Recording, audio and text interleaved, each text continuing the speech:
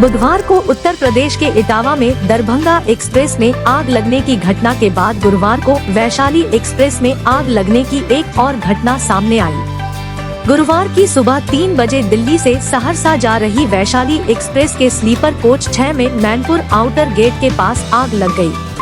19 घायल यात्रियों को इलाज के लिए तुरंत सैफई मेडिकल कॉलेज में भर्ती कराया गया। प्रभावित कोच स्लीपर कोच 6 कथित तौर पर पेंट्री कार के पास स्थित था। कथित तौर पर आग किसी के बीड़ी पीने के बाद फेंक देने के कारण लगी, हालांकि इसकी पुष्टि नहीं हुई है। अधिकारी तुरंत आग बुझाने में कामयाब रहे। कुछ यात्रियों को धूम्रपान से संबंधित बीमारियां हुई, जबकि अन्य ने अपनी सुरक्षा के लिए ट्रेन से कूदने का सहारा लिया। घटना के लगभग 1 घंटे बाद ट्रेन गंतव्य की ओर अपनी यात्रा फिर से शुरू कर दी। गौरतलब है कि अभी 12 घंटे पहले ही इटावा के पास दरभंगा एक्सप्रेस की 3 बोगियों में आग लग गई थी। आग से 1 स्लीपर और 2 जनरल बोगियां प्रभावित हुई। कथित तौर पर चार्जिंग पॉइंट से शॉर्ट सर्किट होने के कारण बाहर निकलते समय यात्रियों को चोटें आईं।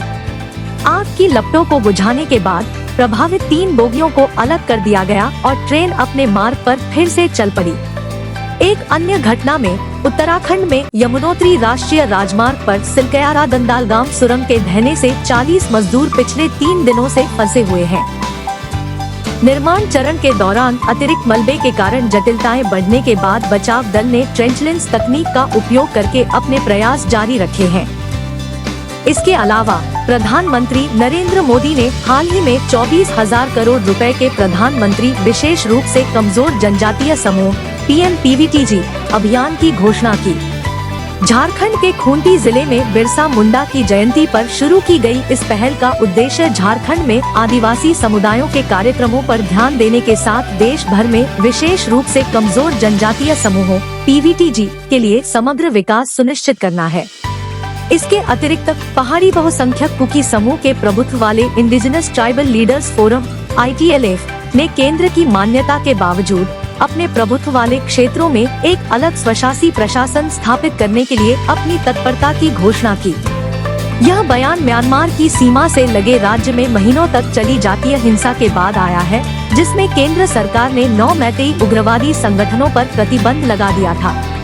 इस बीच चीन और पाकिस्तान की नौसेनाओं ने 11 नवंबर से उत्तरी अरब सागर में सी गार्जियन 3 नाम से एक संयुक्त अभ्यास शुरू किया। भारतीय नौसेना चीनी पनडुब्बियों और युद्धपोतों की गतिविधियों पर ध्यान केंद्रित करते हुए इस महत्वपूर्ण अभ्यास की बारीकी से निगरानी कर रही है।